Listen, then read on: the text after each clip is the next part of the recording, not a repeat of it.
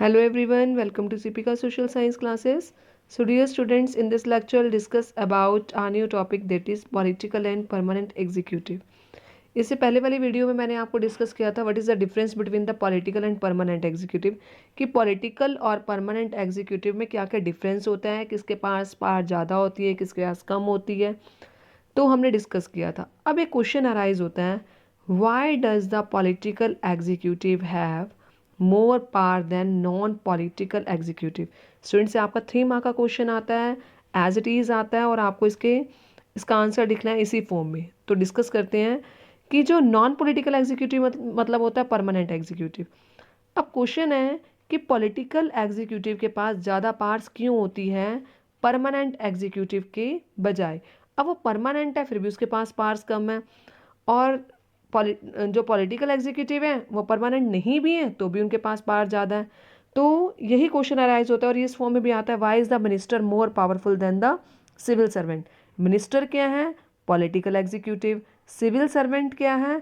Non political executive. तो minister के पास ज़्यादा पावर क्यों होती है? क्योंकि अगर आर्ग्यूमेंट्स देखे जाएं, अगर हम परमानेंट वाले की तरफ से फेवर करें कि उसके पास ज़्यादा पावर्स होनी चाहिए, तो उसके क्या आर्ग्यूमेंट्स हम कर सकते हैं? नंबर 1, जो सिविल सर्वेंट होते हैं मीन्स जो परमानेंट एग्जीक्यूटिव होते हैं वो ज़्यादा एजुकेटेड होते हैं। क्यों वो ज़्यादा एजुकेटेड होते हैं? क्योंकि उन्होंने पेपर क्लियर किया होता है। जैसे गवर्नमेंट जॉब, अगर मुझे गवर्नमेंट जॉब के लिए अप्लाई करना है तो उसके लिए मुझे पहले एग्ज़ाम्स क्लियर करना पड़ेगा जो गवर्नमेंट की तरफ से होता है। अगर मैं उस एग्ज़ाम को क्लियर करती हूँ तभी मैं मेरिट के बेस पर वहाँ पर सिलेक्ट हो सकती हूँ। क्योंकि अब ये जो सिविल सर्वेंट्स होते हैं ये एडुकेटेड होते हैं, क्योंकि मेरिट बेसिस पर इनकी सिलेक्शन होती है, और मेरिट बेसिस पर सिलेक्शन होने के कारण ही इनको अपने जो टॉपिक है या जिस फील्ड में जा रहे हैं उसके ये एक्सपर्ट होती हैं। तो ये देखिए नेक्स्ट लाइन है, they have more expert knowledge. क्योंकि जिस फील्ड में लगने के लिए इन्होंने एग्ज़ाम दिया है उस फील्ड की इनको प्रॉपर नॉलेज होती है, और उसी फील्ड में अपना ये एग्ज़ाम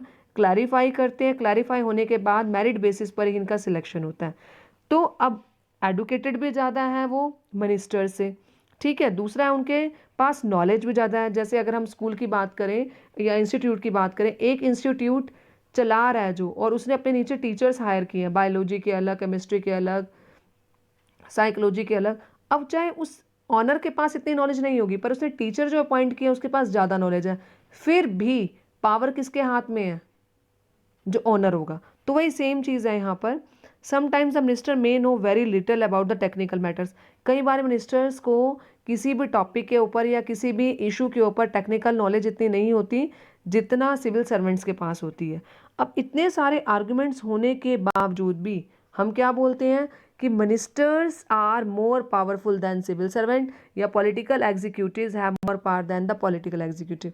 अब हमने ये क्वेश्चन अराइज किया तो इसके पीछे कुछ ना कुछ रीज़न तो ज़रूर होंगे। अब हम रीज़न डिस्कस करते हैं कि सिविल सर्वेंट्स के एडुकेटेड होने के बाद उनको एक्सपर्ट नॉलेज भी ज़्यादा है, उनके पास टेक्निकल नॉलेज भी ज़्यादा है, उसके बाद भी मिनिस्टर्स के पास ज़्यादा पावर क्यों होती है?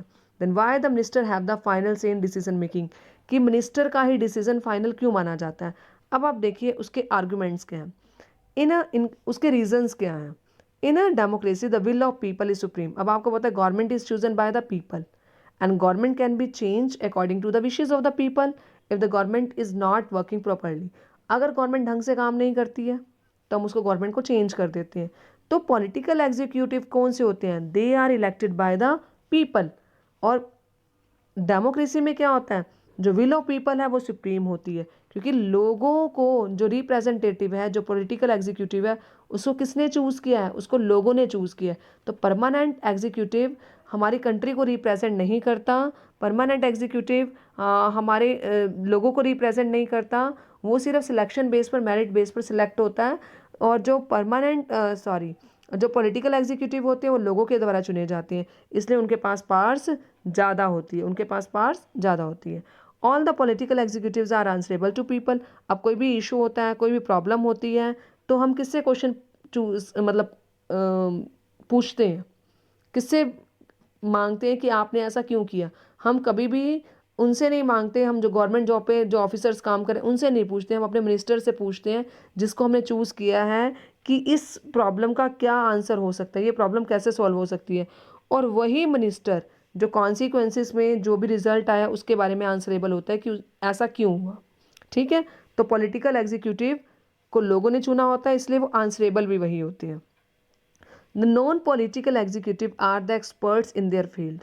अब नॉन पॉलिटिकल एग्जीक्यूटिव जो ये मैंने पहले बताया था कि वो अपने फील्ड में एक्सपर्ट होते हैं, but political executive have to see the welfare of all. पर जो पॉलिटिकल एग्जीक्यूटिव जो होते हैं वो पूरी जो एरिया होता है सोसाइटी के अकॉर्डिंग ही डिसीजन लेते हैं। उन्होंने एक पॉलिसी जनरेट की है होती है कि इस पॉलिसी के अकॉर्डिंग हमने काम करना। पॉलिसीज़ कौन फ्रेम करते हैं? पॉलिसीज़ कभी भी IAS या IPS कभी भी नहीं करते हैं। अब आपने देखा पुलिस स्टेशन में इतने सारे पुलिस वाले बैठे होते हैं, तो क्या उनके पास पावर ज़्यादा होती है? नहीं, मिनिस्टर्स के पास पावर ज़्यादा होती है। वो उनकी सिलेक्शंस भी करते हैं, उनको ट्रांसफ़र भी कर देते हैं। तो सारा राइट किनके पास होता है? मिनिस्टर्स के पास होता है। तो मिनिस्टर्स जो हैं वो हमारे पॉलिटिकल एग्जीक्यूटिव हैं। वो लोगों की भलाई के लिए सारे काम करते हैं, लोगों की भलाई के लिए पॉलिसीज़ बनाते हैं। पॉलिसीज़ कभी भी सिविल सर्वेंट्स नहीं बनाते, IAS IPS पॉलिसीज़ नहीं बनाते हैं। पॉलिसीज़ कौन बनाते हैं? हमारे मिनिस्टर्स। इलेक्शंस के टाइम में बताते हैं ना कि ये पॉलिसीज़ हैं, इसके अकॉर्डिंग काम करना है।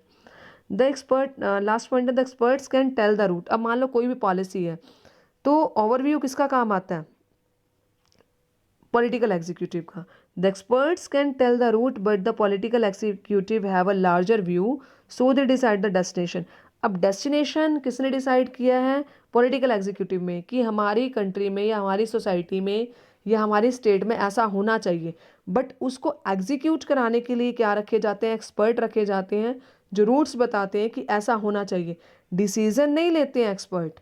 एक्सपर्ट हमेशा रास्ता बताते हैं कि आप इस तरीके से काम कर सकते हैं, इस तरीके से जो ये वाली प्रॉब्लम है उसको सॉल्व किया जा सकता है। तो ओवरव्यू या लार्जर व्यू किसका चलता है? पॉलिटिकल एग्जीक्यूटिव का चलता है। अब देखिए यही रीज़न है क्योंकि why the ministers have the final in decision making, और why does the political executive have more power than the non political executive. Number 1 है कि विल ऑफ पीपल सुप्रीम होती है, लोगों के द्वारा चुने जाते हैं, ये आंसरेबल भी होते हैं और इनको अपने जो फील्ड की नॉलेज ज़्यादा होती है। बट वेलफेयर के लिए कौन काम करते हैं? पॉलिटिकल एग्जीक्यूटिव करते हैं। डेस्टिनेशन कौन डिसाइड करता है? पॉलिटिकल एग्जीक्यूटिव डिसाइड करते हैं, पर रास्ता एक्सपर्ट बताते हैं।